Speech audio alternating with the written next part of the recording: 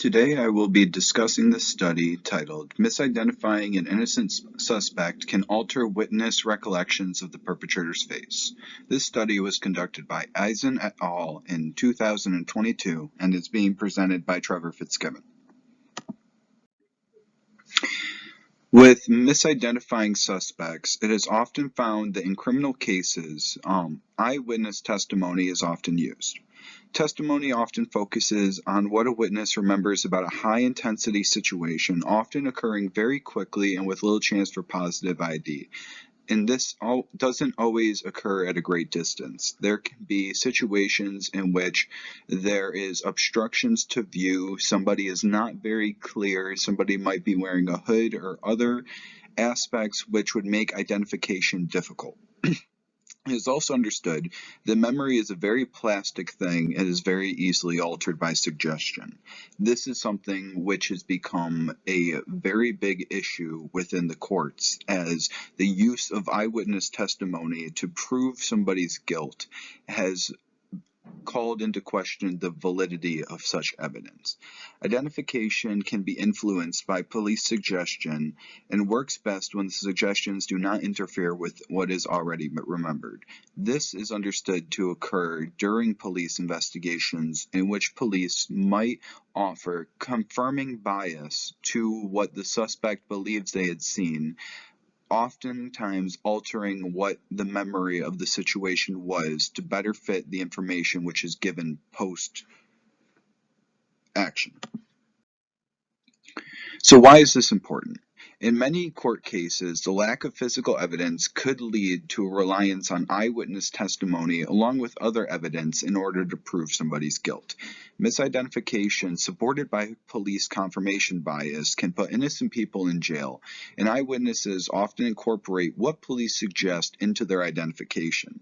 This could lead to innocent people being put into prison when they do not need to, and evidence on this is often anecdotal, but this study wants to confirm the fact that witness identification can be highly influenced by police suggestion. In this current study, there are two, but they both have specific aims and specific means at which they are conducted.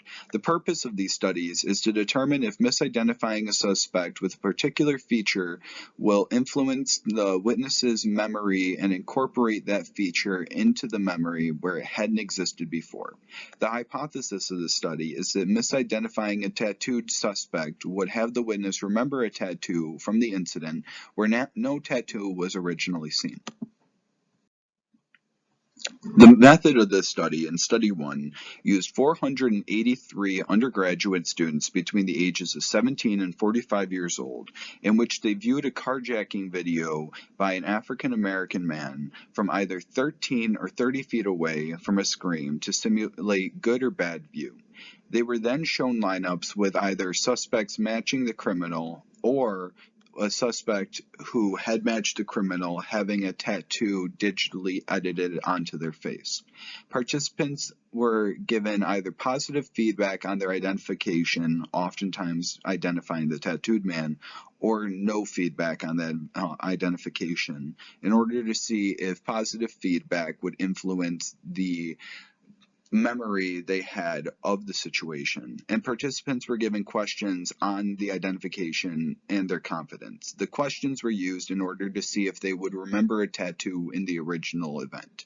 In Study 2, 324 undergraduate students between 18 and 43 years old were used in an identical procedure with a few modifications. In the second study, 3 of the 5 filler lineups also had tattoos instead of only the one matching the suspect having the tattoo, and witnesses were instructed to describe the man from the video and not the lineup.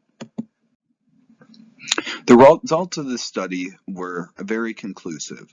They found that students in the tattoo exposure were much more likely to report remembering a tattoo than the control. In the first experiment, only 1% of people remembering a tattoo when they had not viewed one and one was not seen in the lineup.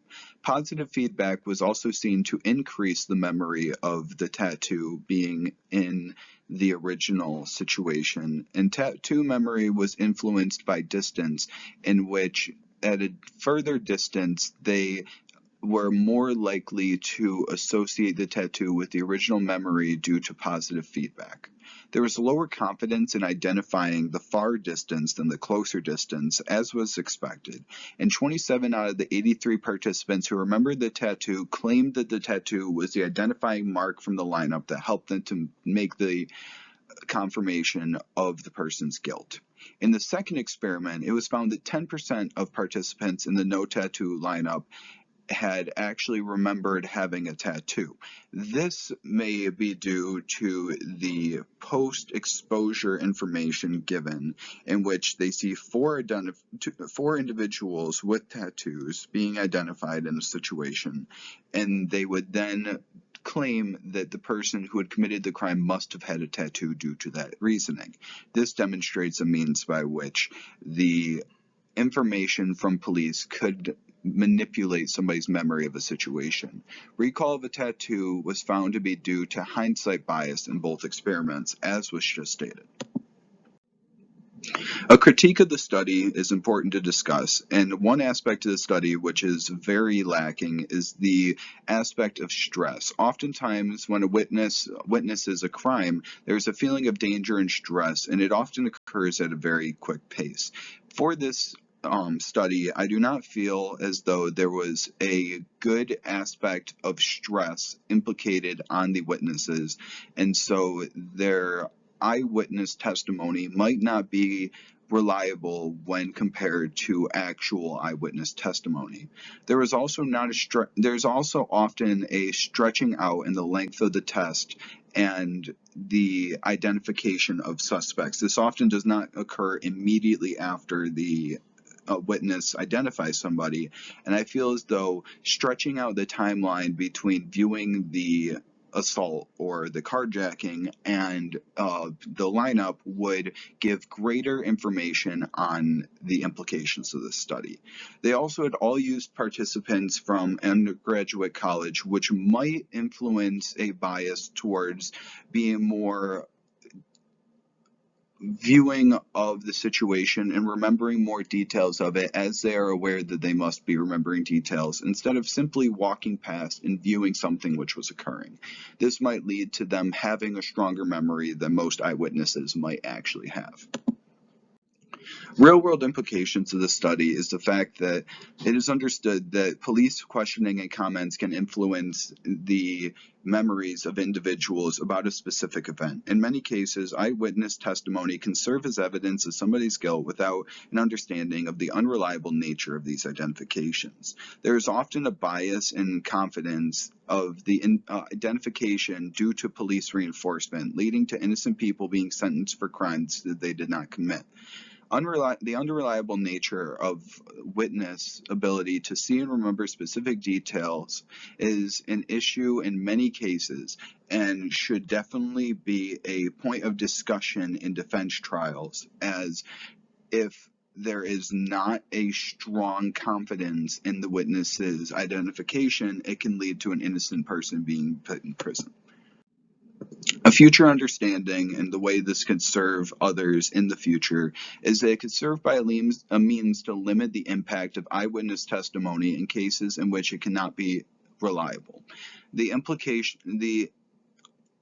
implementation of immediate recall of a crime, as well as the confidence questions when the police immediately come and question a witness, should be used, as immediate recall of a crime, as well as their immediate feelings of confidence, should be compared to later recall and confidence to see if it is influenced at all by the police.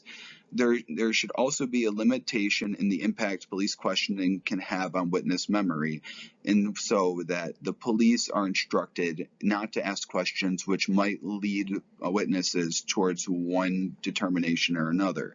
There should also be an attempt to eliminate positive feedback from police in witness cases in which police do not give back any feedback in order not to influence the memory of a witness at all. And here is my study. Thank you for listening.